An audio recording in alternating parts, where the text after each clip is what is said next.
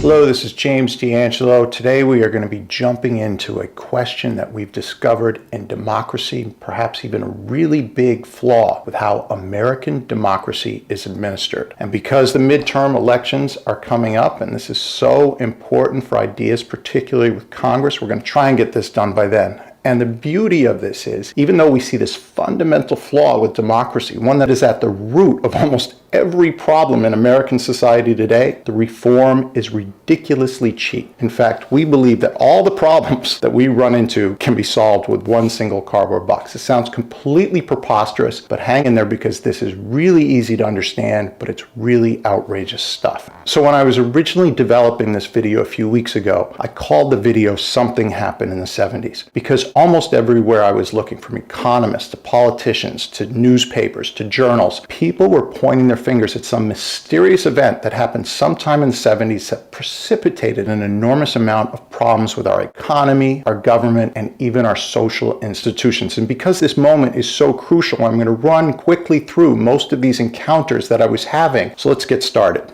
Here we've got just a Wikipedia article on the golden age of capitalism, which it considers to be from 1945 to the mid-1970s. And it says, following the end of World War II in 1945, the golden age of capitalism lasted until the early 70s. Paul Krugman pinpoints sort of this massive rise in debt leading up to the financial crisis to sometime here in the early 70s. Here's Stiglitz, another Nobel laureate, talks about the beginning of government regulation decay. You've got Paul Ryan and other Republicans pointing their finger at this time for this massive increase in government expenditure. You have libertarian Ron Paul talking about the increase in government regulations that makes it more difficult for a free market to do its thing. You have the scholar Lawrence Lessig, who points his finger at campaign funding, and he finds the date 1974 very intriguing.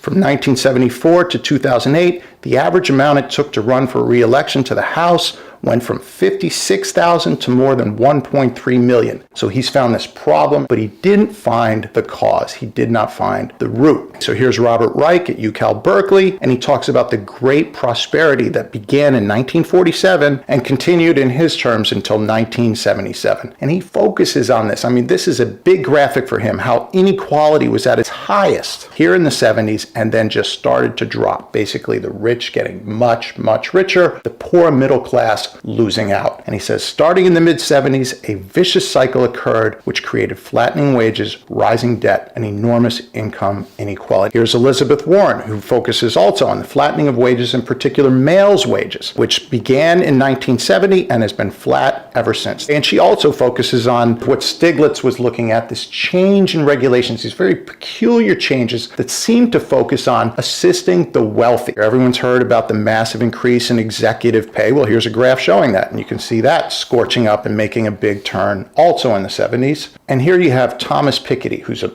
big celebrity this year because of his book called Capital, which looks at how wealth keeps getting wealthier just by itself without any actions whatsoever. And this is leading to a brand new Gilded Age. And he too looks at the 1970s as the lowest point of inequality and then sort of a scorching rise. Okay, scorching rise, not something that's kind of delayed and slow, but something that immediately starts jumping up. And you have all these other funny things that happen. The church starts marching into Washington, D.C. to pay for lobbyists to do their thing. And you can see this happening right here, where it sort of takes a turn, a sharp turn in the 70s, and then just shoots up like a rocket. And almost everywhere you turn. Here we have incarceration of Americans. Okay, so it increased for a little while and then starts shooting up like crazy.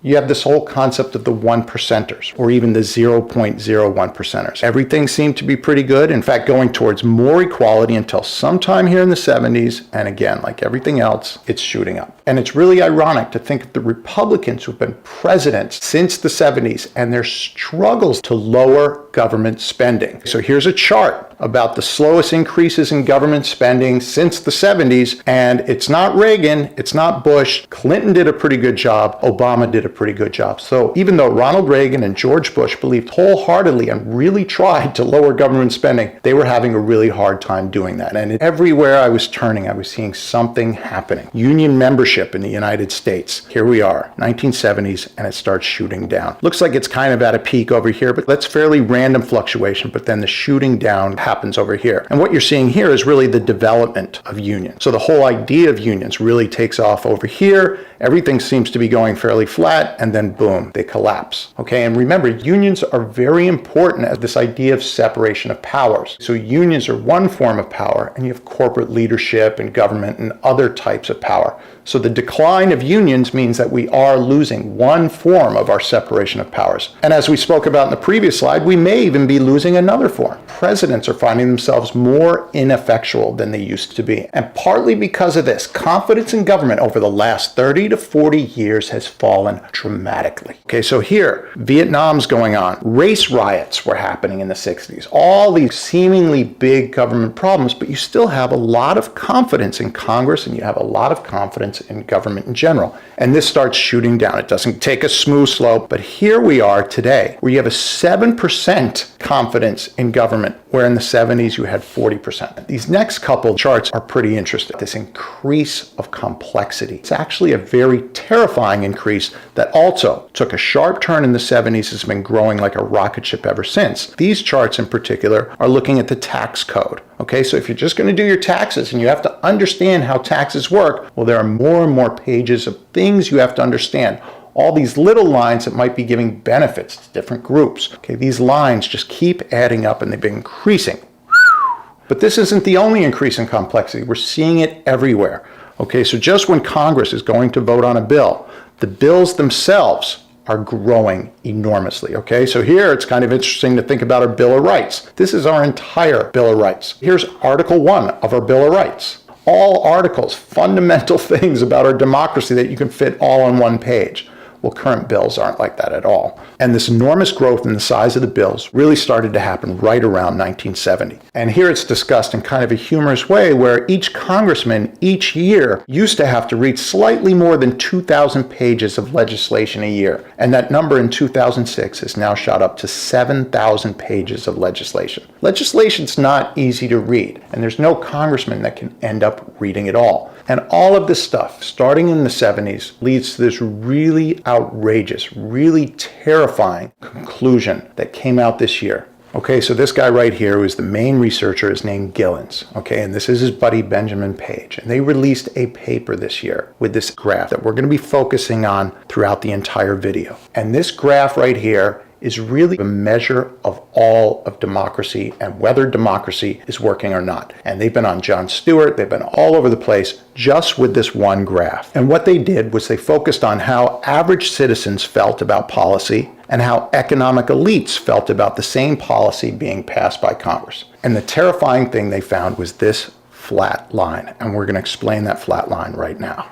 This is a terrifying line. And what this means is that if the average people, okay, you go out and poll the average citizens, if they feel strongly against a particular bill that's being proposed in Congress, it will register down here, all right? So 5% of the average citizens are for the bill, 95% of the average citizens are against the bill. What are the chances of that bill getting passed? Well, what they found was that it was about 30%. Now, the opposite. Okay, so if most of the people on the street, you poll them, they're very excited about a particular bill, they really want it to happen. What are the odds if most Americans, the overwhelming majority of Americans, want a particular bill to be passed? What are the odds of that bill passing? Well, that was also 30%. This is terrifying. What this means is no matter what average citizens feel, there is no change in whether Congress is likely to pass the bill. Congress is unaffected by the average citizen. This is powerful stuff. This is new stuff, okay? We didn't have this data before. The opposite, though, seems to be happening with the rich.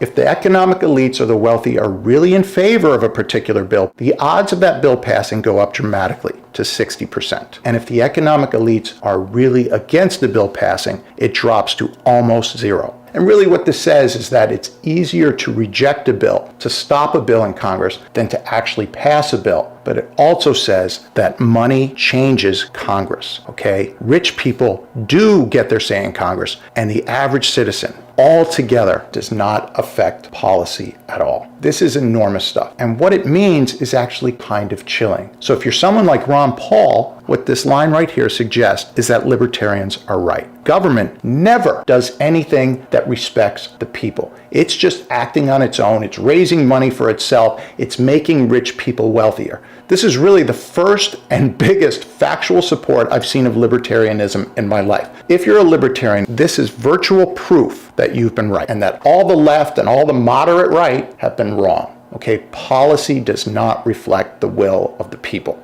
And it seems likely that since Tocqueville published his book over 100 years ago, we haven't had a better critique of democracy. And we have to start thinking about flashing the little tyranny alert button. Economic elites control this democracy. Okay, so if you are measuring democracy and democracy is responding to the people, this line for the average citizen needs to be somewhere around here. Now, I suspect that in some countries, it may actually be the other way, so it's even worse, right? If you have a dictator who's getting everything they want, well, almost all the laws that are passed are going to be going completely against the people's wishes, okay? So almost negative. So this is sort of a terrible dictator. This line right here is sort of the ideal. Right now, the U.S. government is at this terrible state, which just says, we don't care about the people at all. They don't influence decision at all. Very big problem. Okay, and so if all these government policies are now reflecting the wishes of the wealthy, well, then we should see more wealth and we should see more poverty. Okay, and so you get lots and lots of books claiming this, but they don't see the cause. So here you have this age of greed, the triumph of finance and the decline of America from 1970 to the present. So once again, we see the 70s. And as some people have suggested, without knowing exactly where or how, that our democracy has been hacked. Okay, so this great thing the founders have developed, it's actually been tweaked in some way so that it's now benefiting only very small numbers of people. So here we have a problem. We have lots of smoke. All these economists, all the politicians are clearly analyzing the problem, but we don't know the source. Okay, so there's a lot of smoke. Everybody pointing to the 70s knows that there's a problem, but where is the fire? And we keep hearing the same things. Well, people are greedy. Bankers are bad. Government is corrupt. Money is evil. You'll never be able to change any of this. And here's Jonathan Rauch in his book, Demosclerosis. And as he suggests, and he's absolutely right, you have liberals blaming conservatives, conservatives blaming liberals. You have populists and business bashers blaming money, and then you have the public, the general public, right, blaming leadership and then the lack of it. And then as he suggests, there are grounds to believe that none of the above fully comprehend what is going on. And that's really been the problem.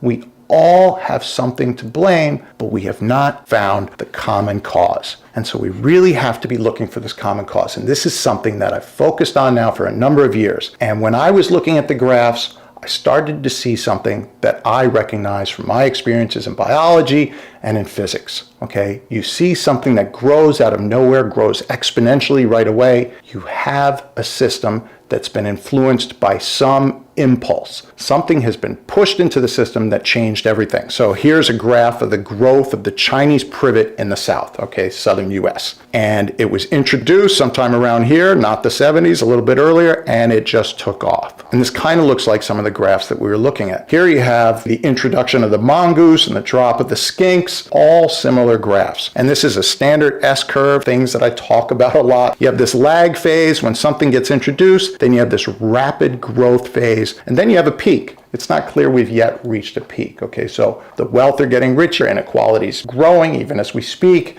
But if we think scientifically, we have to think that there was some impulse, some change here that led to all of this, because it just would be completely unusual that all these different things would take off in the 70s for different reasons. There must be something that was introduced in the system that created these problems. And if you go down to the Florida Keys, you talk about invasive species, one of the most colorful ones is the lionfish, which has been multiplying like crazy in the waters near the Gulf. So what we're trying to do is we're trying to find this invasive species that has changed all of government. So we'll call it the search for our lionfish, right? Our lionfish of the 1970s. And so I started to focus and direct my attention to something that happened in the 70s, tried to find this invasive species. At the time I started to focus on this idea, I was living in Africa, and it's a phenomenal place, right? You really get a different view of how democracy works. You get a really different view of how almost everything works, okay? My wife is Ugandan. I love Africa. But while I was there from 2008 to 2012, there were a number of elections. There was a very famous one in Kenya, which led to a lot of violence, and then the follow-up elections and all that. Every time these elections came about, the government was complaining that they might not have enough money to run the elections. When I first saw this, it caught me by surprise. I had never considered the cost of running an election, and indeed it's pretty expensive. You have to set up all the voting booths, you need security, you have to print up ballots, and you have to organize the whole system. These are very expensive undertakings, but this didn't mean that elections in the developed world were cheap. So here you have an article in the UK complaining about the price of running these elections. Turns out they're very, very expensive. So being in Africa, I started to think about, wow, they've all got these cell phones now. What if we could do some form of e-voting, electronic voting? I started to look at the tech of trying to solve this problem. And here's some great graphics of people getting all excited about voting electronically. You have companies that are developing electronic voting systems. And the dream is that everyone could just wake up on election day, get their hands on a phone, and they could just vote. And that's when I started to really bang my head with some of these problems that I had never really considered about democracy. And I ran into the million-dollar question. Here we have this lady. She's stepping out from a curtain. She's inside a voting booth put up by the state so that she could vote. I was going to replace this with someone voting at home on a phone. I really had to start to think about why we needed voting booths. And this pushed me harder into something that I even held more dear, okay? I am a big fan of transparency in government, all the transparency you can get. I've always thought more transparency, the better, until I started to jump into this. And the question that I started to face was, can we get too much of a good thing? Are there situations where you have too much transparency and it actually starts to put things at risk? And the answer is yes. And really, the only place where transparency becomes a problem is when it comes to voting. There are two huge problems where transparency confronts head-on democracy and the ability to vote. And if you're a democracy expert, if you're someone who's really into this stuff, pause the video and see if you can think about these two major problems, because these two major problems change the game. They really need to be understood so we can understand transparency, elections, and democracy.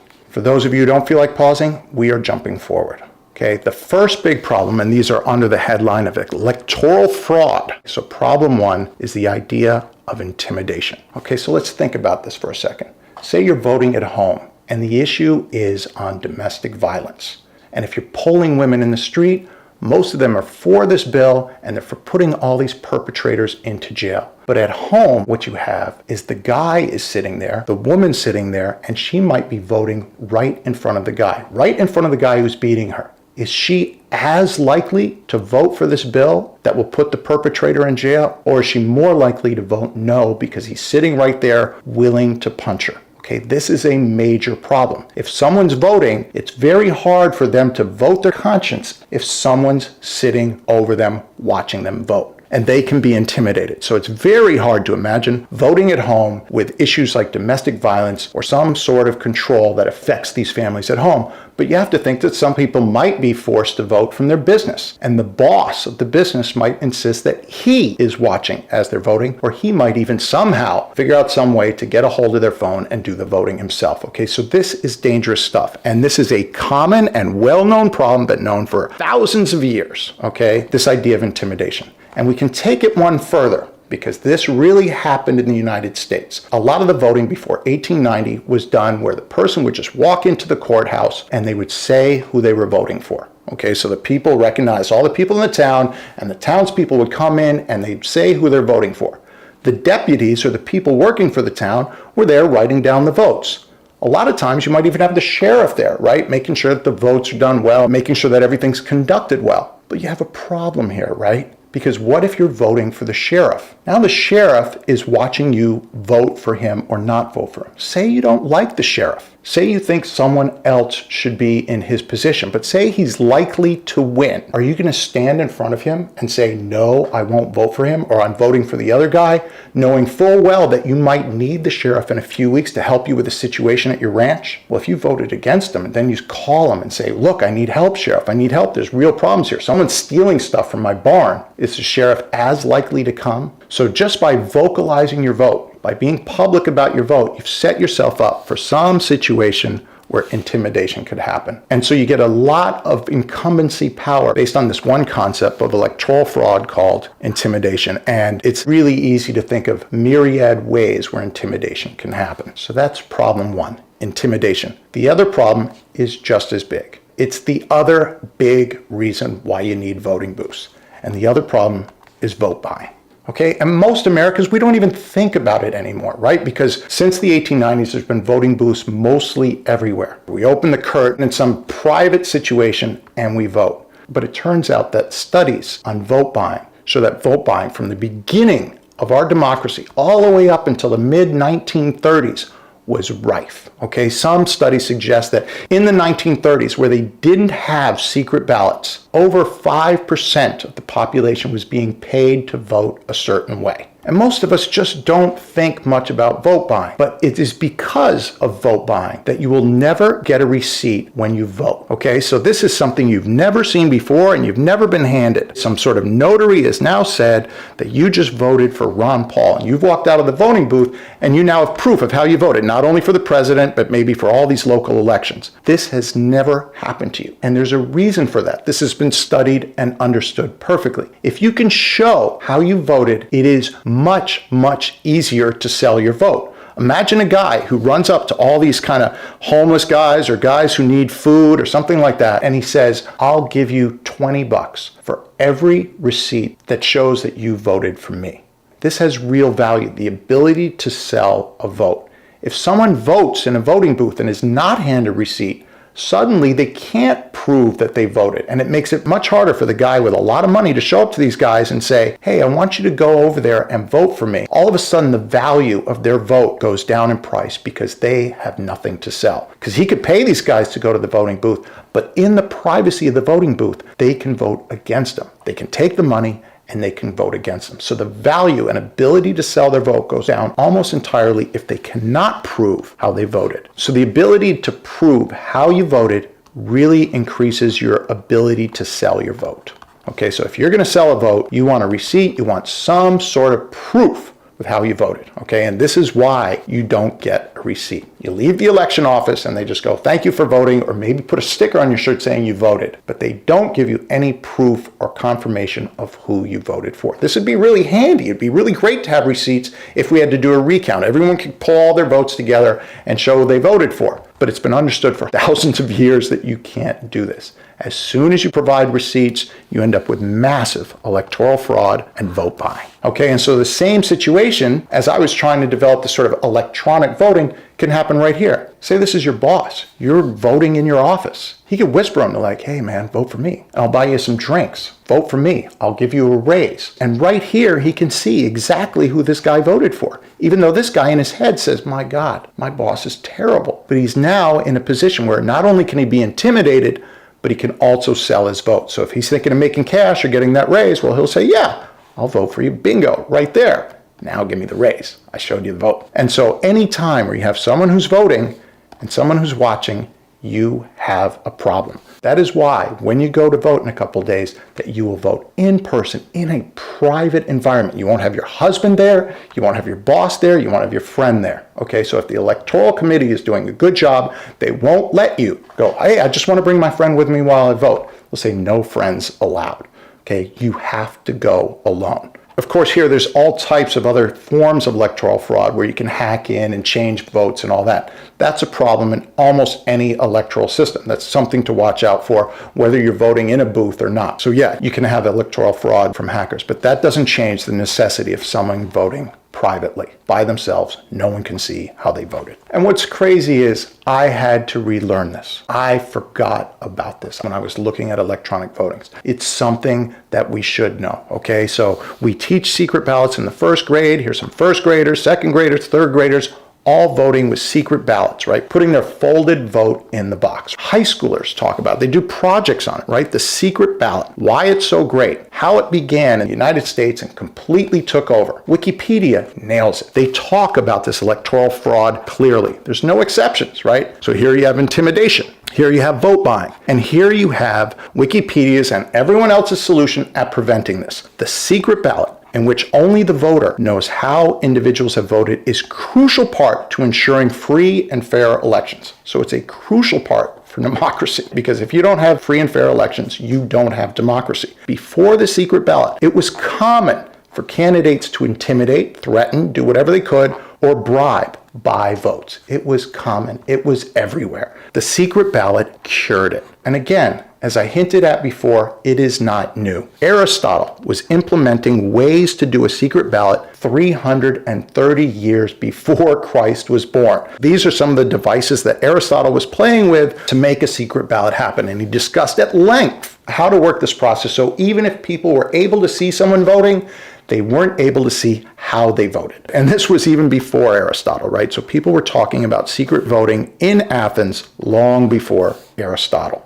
All right, and our government agrees. There's really no counter arguments. Here's Congressman John Klein, right? Secret Ballot Protection Act. Labor's law, secret ballot protects the vote in Virginia. And here where they talk about a secret ballot, this will make it harder for labor leaders to intimidate workers, okay? Be it for joining a union, for joining anything. If you have a secret ballot, intimidation is really, really difficult. There is no good counter argument to the secret ballot. It's just better. And that is why, since the 1890s, the United States and most of the world has upgraded. They used to walk in and do a voice vote, or they used to say who they're voting for, but now everywhere we vote, everywhere I voted in my lifetime, be it a bake sale or the PTA, it's a secret vote. No husbands, no friends, and no receipts. Private. Only you know how you voted. So everywhere we vote is private, except for one place.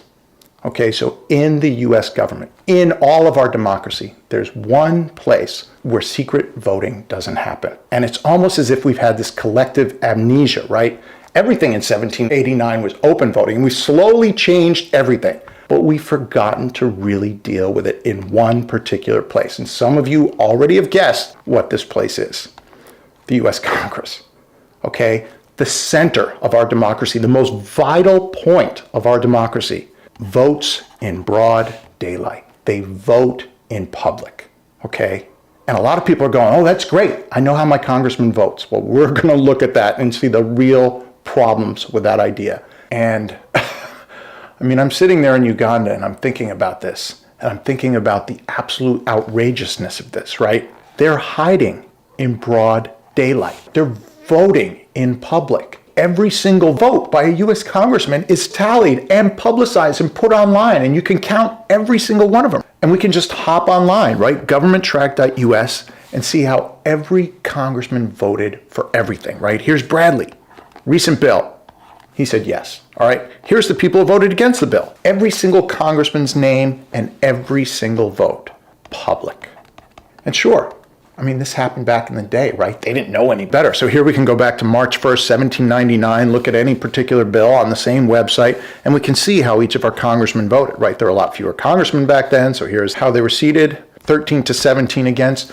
We can see how this happened. So we have a problem, right? We suggest that something happened in the 70s. Right? So is this my lionfish? If everyone had been voting this way all along, is this really the dramatic change that Robert Reich is talking about, where we get enormous income inequality? Is this what Paul Ryan is suggesting, the enormous increase in government expenditures? Can we blame it on voting if this is the way that Congress always voted?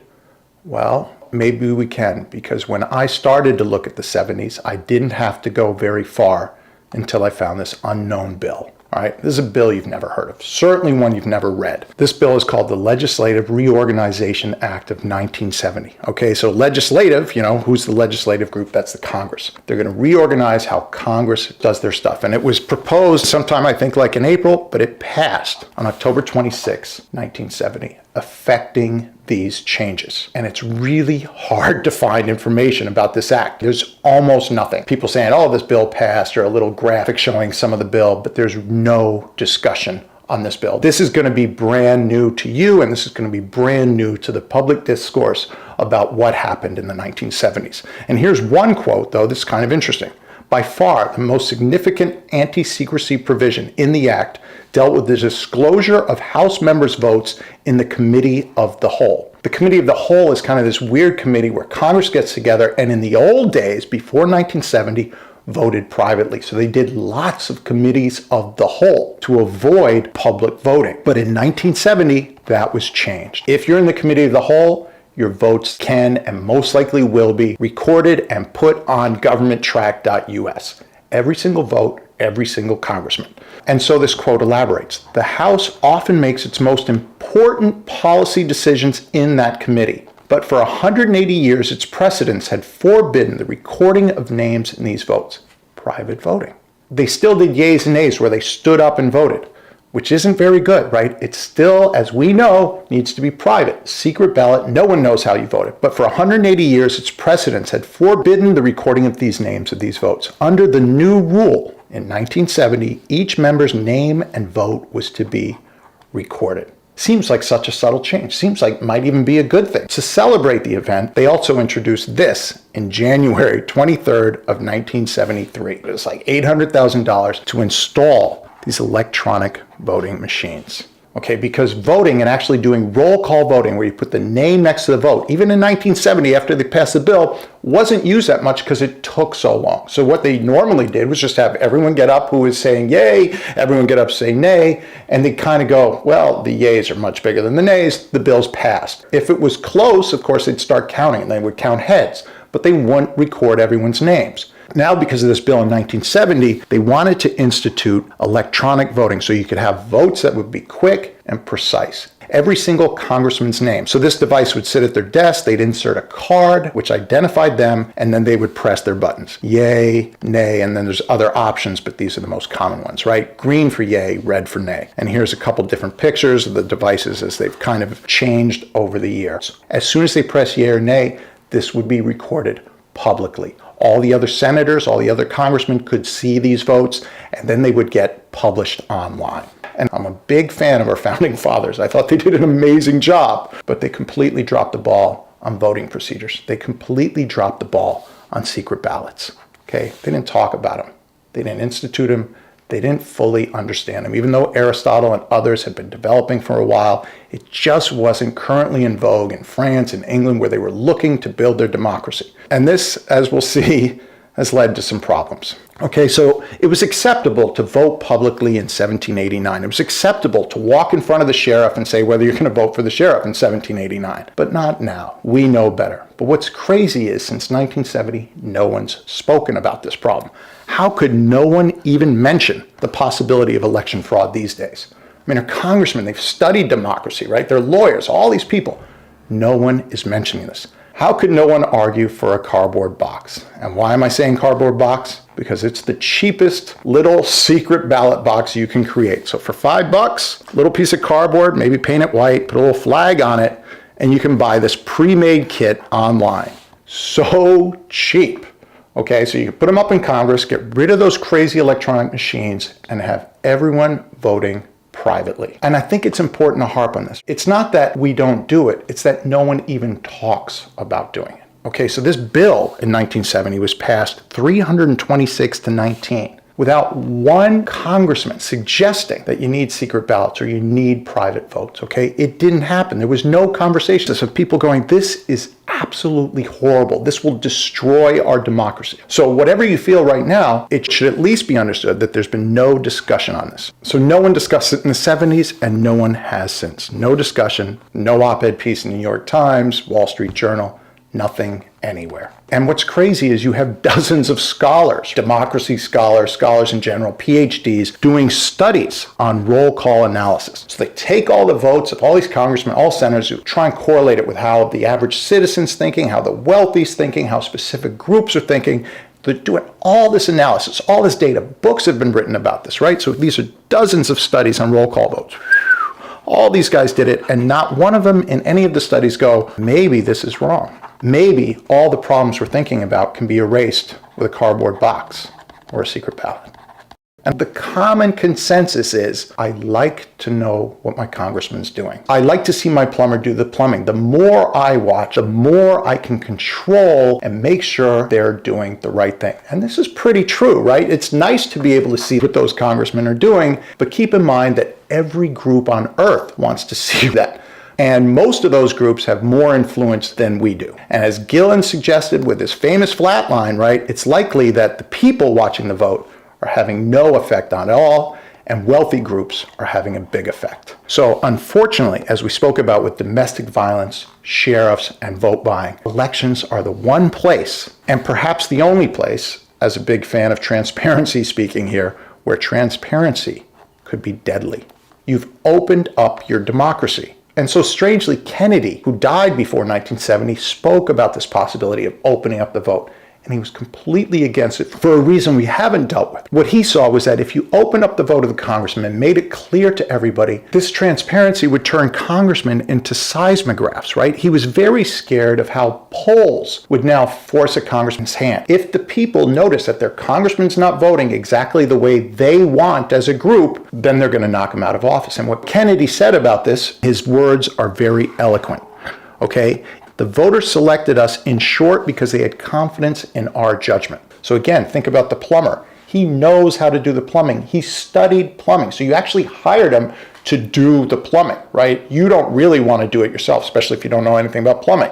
So they had confidence in our judgment and our ability to exercise that judgment from a position where we could determine what were their own best interests as a part of the nation's interests. So remember, he's correlating local interests to nation interests, current interests with future interests, looking at long-term stuff, all these things that individual populations are not very good at. And we've seen problems with referendums, right? California went crazy with referendums where this direct democracy, and the people would vote without a congressman deciding, and they were destroying the state. They made the state almost go completely bankrupt for the very reason that people will ask for more services, so they'll vote for more services, but then they'll turn around and vote for lower taxes, right? And all these things compound, and you end up basically with a really messed up government. And so he's suggesting that you need a representative democracy because these people understand and think about these issues much more than we do. So here's our little menu, right? We've got what Kennedy recommends and we have what the founders recommend, which is a representative democracy. We've got the current system, which doesn't respond at all to the average citizen and responds only to the economic elites. So this is Gillen's line and shows the real dangers of transparency. And then we've got this third possibility, which would be direct democracy, where you just get rid of the congressman altogether and the citizens vote directly on the bills. Trouble with this is they're not only not writing the bills, but the average citizen isn't about to read 2,000 to 7,000 pages of legislation and really understand it. So this is why the founders really recommended some representative democracy. We have people specializing in government trying to represent our interests. Elections just aren't as simple as we'd like to think. We end up with this crazy menu depending on how we choose to do things. But the data is showing that if you want government to respond to the people, you're better off with direct democracy and representative democracy. And the worst solution is this middle ground solution that we're doing. This is the real tragedy. This is why we have all the graphs and all the craziness starting in 1970s. Gillen's found this data. This is new data this year, and a cardboard box solves this problem and allows us to reclaim our democracy through true old-fashioned, what Madison intended, representative democracy. So in summary, Kennedy was afraid of opening up the vote because he was afraid of the polls. He was afraid that congressmen would just have to respond to every whim and wish of the people, turning congressmen into seismographs. So he was against opening up the vote in Congress. Regular citizens currently are afraid that loss of transparency, so closing down the vote in Congress, would create fraud in Congress. But we now know that both of these points are moot. Gillen's flatline shows that we're in the worst of all possible worlds. By opening our democracy for us to see, for the citizens to see, we open our democracy up at the most sensitive spot for election fraud, for intimidation, for vote buying, and we subject our government to the interests of the wealthy. And we'll see later that groups and organizations don't even have a choice. They have to go to Washington now to compete in this free market for regulation. Okay, indeed, we open it up for both forms of electoral fraud. Okay, and all we're going to do now for the rest of the video is just give you evidence. So this isn't just theoretical. There is so much evidence, from convictions to statistics to analysis, everything you could imagine. Every type of voter fraud has been happening in Congress. Okay, so the first form of evidence we're going to get started with is motivation. So let's get started with the evidence. Okay, the amount of money that's getting chucked around is enormous. So here's the finance industry and who they're throwing money at, and these numbers are enormous, right? 3,700,000, 3,055,000, 2,700,000 for individual congressmen going in their direction, helping their campaign. Here's oil and gas, all right? And you can go to the site opensecrets.org and you can see this for all these industries with lots of money. And keep in mind that this is the money that's declared, the money that we see. There are cases where congressmen were just getting cash and putting it in the freezer in one incident, right? And here we see it in terms of total lobbying spending in the billions. Enormous motivation for fraud. Okay, and we'll continue. There's so much motivation, right? Remember, congressmen make $174,000 a year.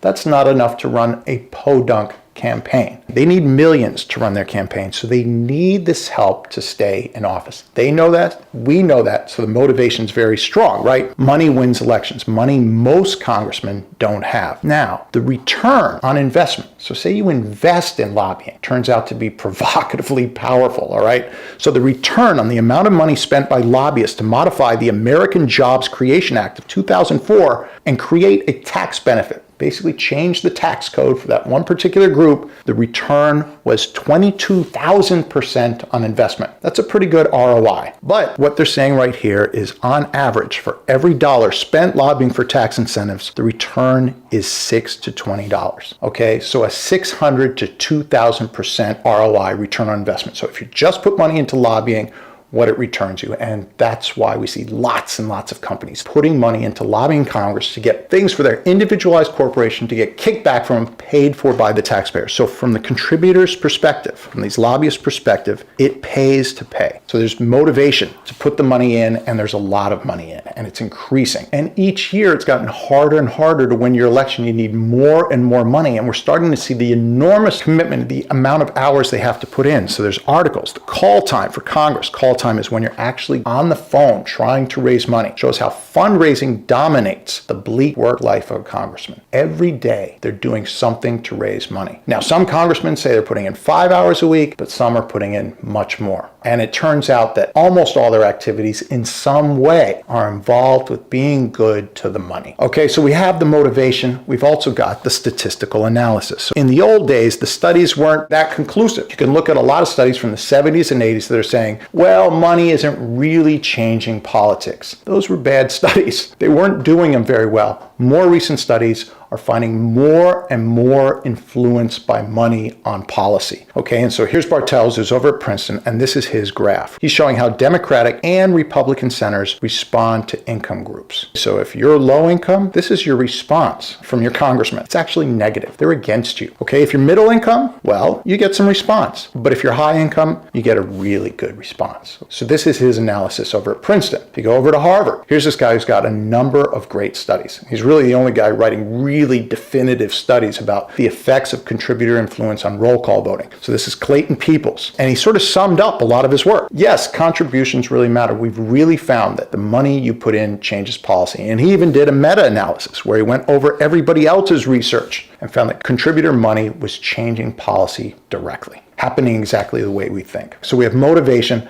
we have statistical analysis, we also have endless admissions from congressmen, mostly ex-congressmen. Once they leave the game, they can be a little bit more honest about what was happening. Some of these quotes are just mind-boggling. And this one in particular is very straightforward. Here's Bob Dole, who became one of the biggest lobbyists in the country, making millions and millions off of lobbying money. But he still gripes about the system. He still says it's not working for the common man. Here he goes. When these political action committees give money, they expect something in return other than good government. They don't expect good government, and they're one-sided. Money is one-sided. And so he laments, right? He says, there aren't any poor PACs. There aren't PACs that support poor people. So you're not going to get any governments for poor people. And again, remember, Gillen's Flatline says that as well. There's no PACs for food stamps or nutrition PACs or Medicare PACs. There's no PACs for most of the things that the average citizen is concerned about. There's PACs for oil, finance, So many things that we find troubling in our society. And like I said, there are endless congressman admissions. There are books full of their admissions. So I just pulled a couple samples that I thought were kind of fun. Here's Chuck Hagel. There's no shame anymore. We've blown past ethical standards. We now play on the edge of legal standards when he's talking about campaign finance, contributor influence, and how it changes our politicians and how it changes our politics and our policy. Here's Leon Panetta, who's looking at the influence of money into campaigns and into congressmen. He calls it legalized bribery, and it's become part of this culture of how this place operates. Today's members of the House and Senate rarely legislate, they follow the money. The only place they have to turn to get this money is lobbyists, right? We have the motivation, we have the statistical analysis, we have congressmen actually admitting to this, and we have all the stuff we talked about in the 1970s, this big turn, right? We have the 1970s turning point of complexity of bills, right? Here's our cap and trade bill, which will never get passed. And I can't find more data on this, but I'm willing to guess that Ivy League students getting hired to do finance and lobbying will go all the way back to the 70s when it's down near zero, and we've seen this massive growth, right? And what are they hired for? If you get hired as a lobbyist or you get hired to work for finance, you're really hired to create all these things, the derivatives and securities and all these really outrageous things that the general public can't understand. And then you're trying to make them as confusing and complex as possible and stick them into bills so no one will be able to follow how you're making money. Okay, so this massive increase in the ability to slit stuff into a bill and then be able to have someone pay to make sure that that bill gets voted for has changed since the 1970s because we have vote buying, because we have intimidation. Okay, so this again is our Ivy League graduates, our best and brightest are flocking to this resource. And the resource is the enormous money that's now able to control government to kick back even better returns to get the ROI. Okay, so we have congressmen who complained about it. And it's really important to look at specific congressmen who were there before the act happened, all right? So Packwood was in Congress before the 1970 act. And he has this beautiful, beautiful quote about the change of how you were able to deal with lobbyists before and what happened and how you had to deal with them after. He recalled that the 70s reforms made it far more difficult for members to vote on the merits of a bill. Most members generally wanted to do what they thought was in the national interest, the interest of the people. That wasn't always easy to do, however, but it was easier to do before the passage of the Sunshine Laws, transparency, right, which required that public business be conducted in the open. When an interest group came in before, you would say, gosh, darn, I tried to support you, I really did. The chairman bent my arm.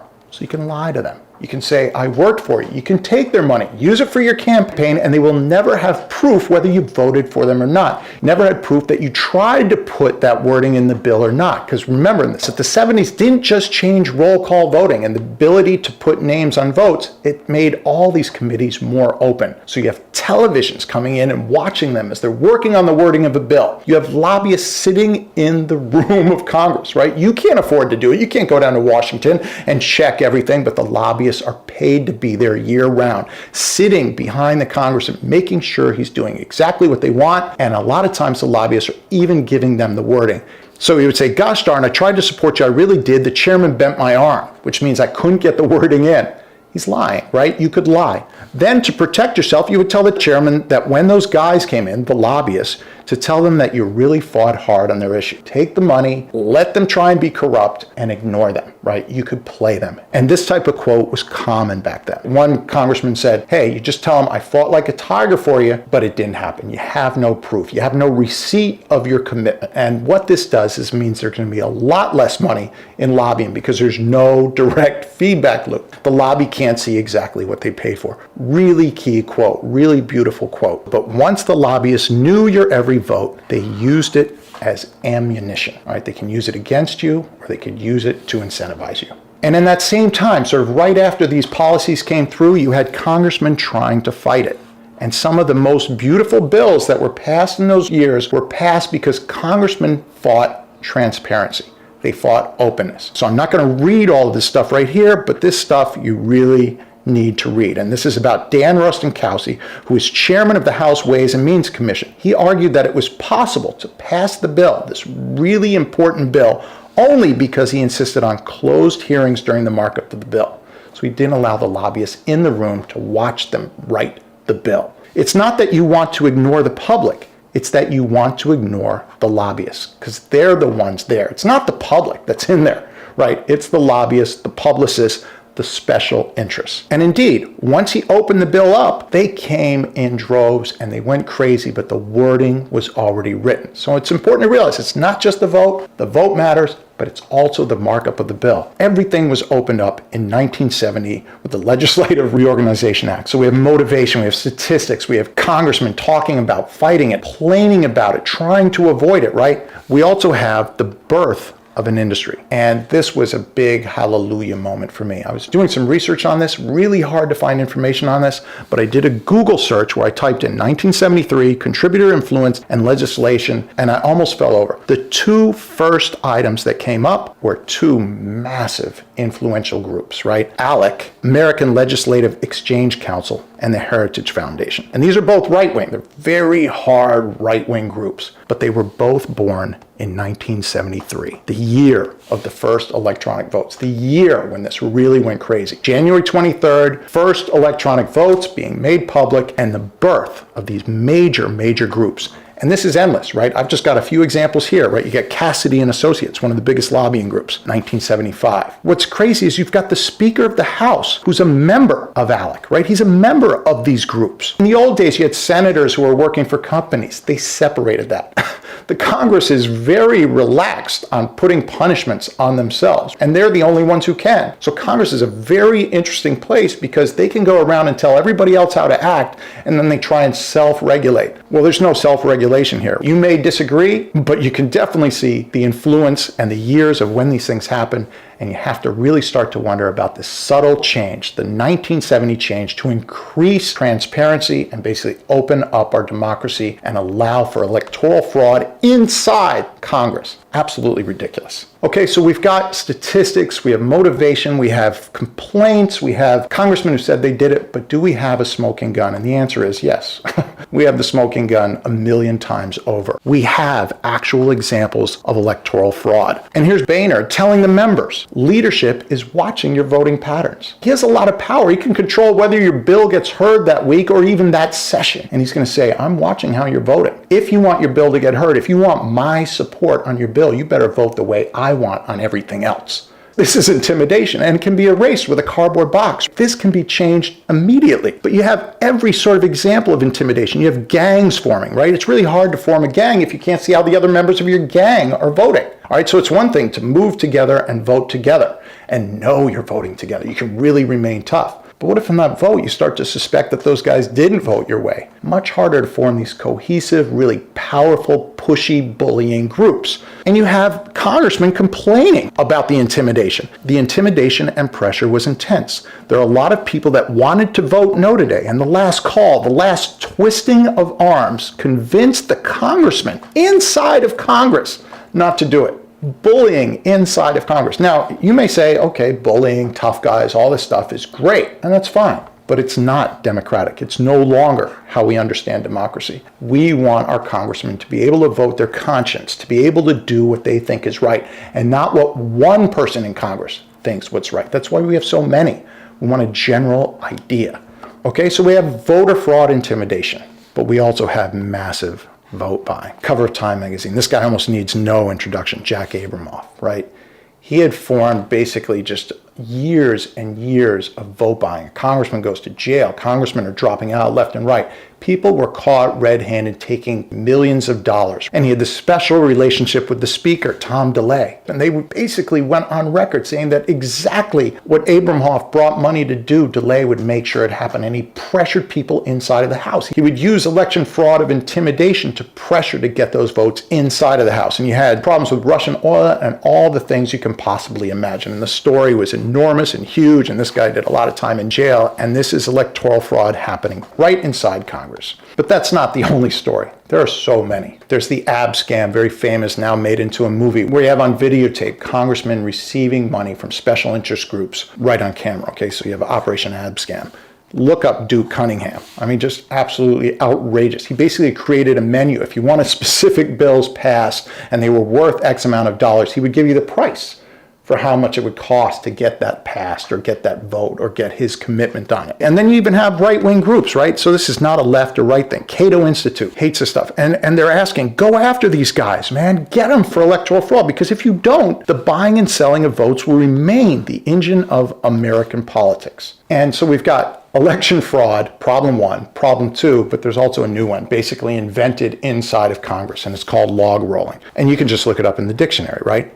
The practice of exchanging favors, in particular exchanging votes, especially in politics, by reciprocal voting for each other's proposed legislation. And one example of this is how Tip O'Neill basically turned Tufts University from just this kind of commuter university into a fine university. This is in his backyard. And he would exchange votes with other communities, with other congressmen, and they would both get what they wanted. And this had nothing to do with the people's choice. This had to do with the fact that he really liked Tufts and he wanted the university in his backyard to be as strong as the other powerful university. He built this by log rolling.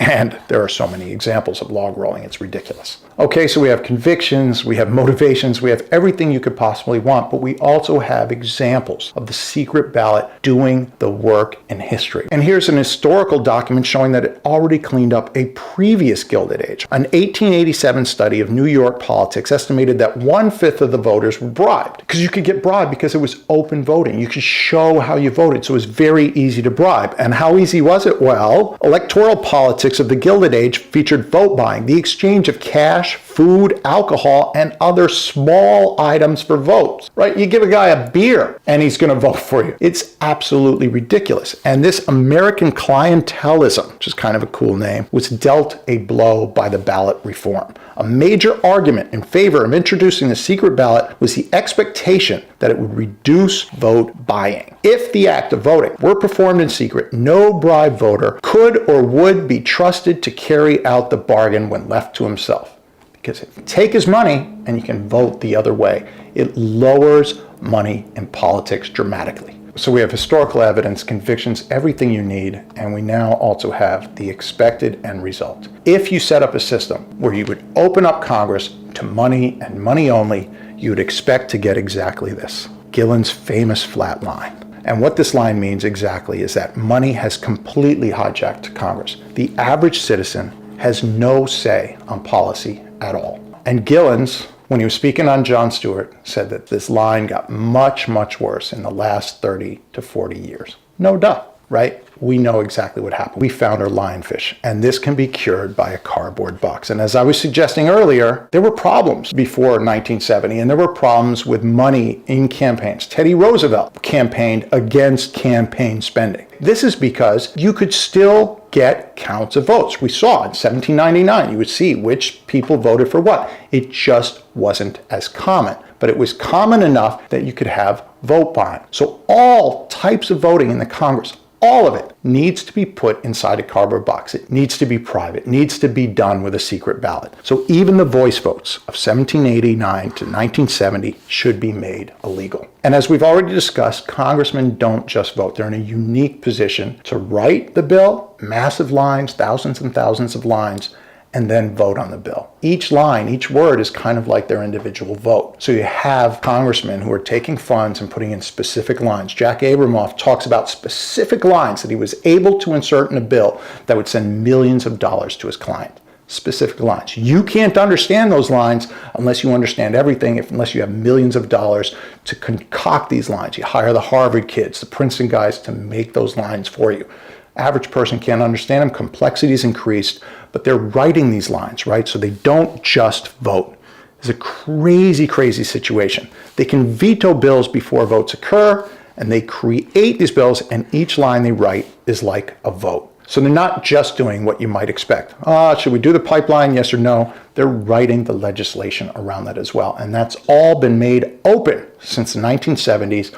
Open committees. Another big problem of that same act passed in October of 1970. Open committees. Lobbyists sitting inside watching this. And so as we've discussed, they've opened our democracy at its most sensitive spot, right? They've basically made a lever, and here the 1970s reform are, creating the fulcrum for moving Congress up and down. And the elites are the people who can afford to use that lever. There's no way an average person can do this. Okay, so representative democracy, I've got nothing bad to say about it. Spoken about it already. It's really great. Kennedy addressed the problems with that, but right now we don't have it. Okay, this isn't representative democracy because Congress is cheap, right? There's only a few hundred of them. It's so much easier to buy the vote when you have smaller groups. Much, much harder to spend the same amount of money and get the entire population of the US to sway the vote, right? It costs a lot more. You have to do a lot more advertising, a lot more attempts at bribing. And we all vote by secret ballot, so you wouldn't try and do it anyways. The person who got closest to talking about this idea, he got so close on page 171 of his 2003 book, Future of Freedom, is Fareed Zakaria. Really beautiful chapter. It's chapter 5 of his book. Please read that chapter. He just misses because he's kind of listening to Kennedy. He really thinks that polling and opening democracy will make it more sensitive to the powers of masses. Even though he comments about this and suggests it, he really is claiming that by opening up the votes in 1970, you've made Congress more democratic, when indeed it's actually less. Money is the only influence. It has nothing to do with polling, which he talks about in his chapter. It's all money. And we know that because of Gillen's Flat Line, which came out in 2014. So Zakaria didn't know that. But Zakaria and none of these guys ever say secret ballot. You have to go with a secret ballot. It's a fundamental mistake. It should have been fixed in 1789. It should have been argued in 1970. It should have been brought up by someone else before, but we're doing it now. So he has this great thing talking about how individuals will never have the time or ability to monitor Congress on a day-to-day basis, but please read his entire chapter. Absolutely great stuff and a great reference for a lot of stuff that I did in this video. Okay, and here's just one of the bills that was passed pretty quietly, right, with a lot of push from the financial industry. And a lot of people say that the Gramm-Leach-Bliley Act is the one that erased the Glass-Steagall Act and absolutely opened the floodgates for the financial crisis. And this happened on my birthday in 1999, and the person who oversaw this was the last person you might think. This was Bill Clinton. So he opened the floodgates for the financial crisis. There was a lot of shadow banking that needed regulation. There was no regulation that was going to happen because the people who were doing the shadow banking were the people who were changing congressmen's minds about whether or not to do the regulation. This can be changed by the secret ballot. So it's really important to see that just by putting a secret ballot inside the House of Representatives, inside the Senate, right, some way for them to vote so no one else knows their vote but them, you can start to change the game on everything. Literally everything. Gillen's line will no chance of staying a flat line. It will have to start to respond to the desires of the people. And the people are very different from the elite. Okay, and I've looked a lot at how crypto can change this, and crypto can change the game and how we communicate these elections and how we can prove whether someone voted or not. But you would still, even if you use crypto, any form of electronic voting, it has to be done in a private booth. It has to be secret ballots, even if it's done with crypto. You're not going to be able to vote from your phone and consider that a free and fair election, ever. Okay, so that's really it. It's really crazy to think that we can tackle all these major problems. Climate change, government spending, trust in democracy, everything, by just adding something that Aristotle knew about, that first graders know about. And it doesn't have to be a cardboard box, right? Aristotle was dealing with urns and balls, any form of private ballot votes. And you don't have to search Google too long to see a lot of people claim this. A secret ballot is the cornerstone to democracy. And as my friend said, as I was going over this idea, the sooner we put this in Congress, the sooner we can start our democracy. Cheapest reform ever. No one's ever spoken about it. I really hope that this at least convinces you to open this discussion that hasn't happened since 1789. Okay, so please remember, comment, like, subscribe, do whatever it is you do. I'll catch you at the next video.